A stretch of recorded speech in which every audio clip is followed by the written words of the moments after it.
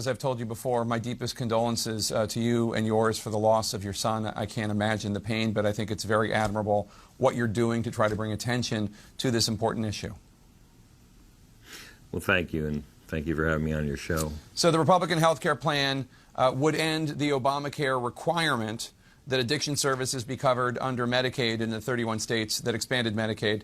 Now, in 2014, 1 in 4 Americans treated for addiction were on Medicaid, according to the National Center on Addiction and Substance Abuse. So what might it mean for others like your son, Rob, who struggled with addiction, if this requirement is taken away from Medicaid?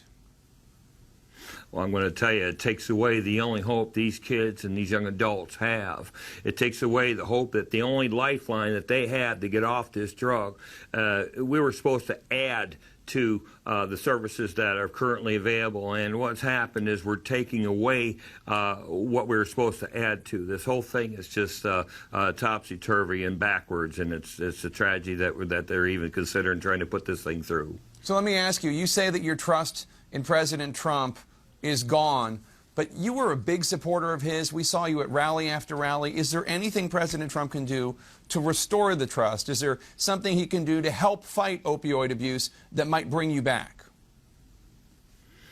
Well, you know, trust many times takes a lifetime to achieve and one day to lose. And so to get the trust back, it's going to take some doing. But what he can do to fight the opioid problem is a stroke of a pen, is to authorize funding for, let's say, 1 dose of Narcan to go out to every volunteer emergency squad in a population, towns that have a population, say, 10,000 people or less. I'm talking about the emergency squads that sell chicken on Saturdays in order to buy new fire hoses and emergency equipment, because every one of those doses of Narcan represents a saved life. And it had the emergency squad that came to my son's rescue had 1 canister that he'd been alive today.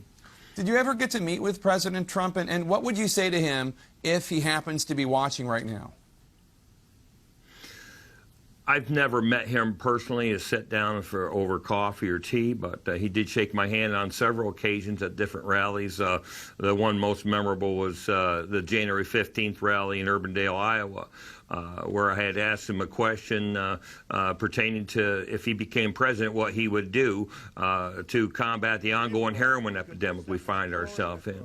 And he consoled me, he comforted me, and he told me that we were going to work at putting facilities more available for these kids, and to get these kids off opioids and get them off the heroin, and do the very best we can in order to combat the heroin epidemic we find ourselves in.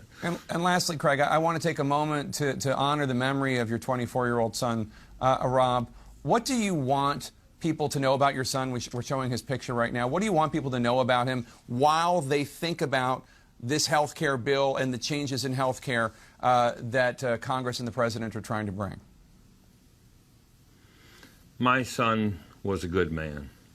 My son was the kind of man that during a snowstorm like we just had would be across the street to the elderly woman who was on a fixed income, who had a driveway. She did drive. And he would go there and shovel her driveway and her sidewalk. And she'd come out and try to stop and say, I don't have any money to pay you. My son would go and my son would shovel the driveway, and at the end of the season, he'd come in the house with an apple pie, and he'd say, Mrs. Myers gave me an apple pie for shoveling her driveway.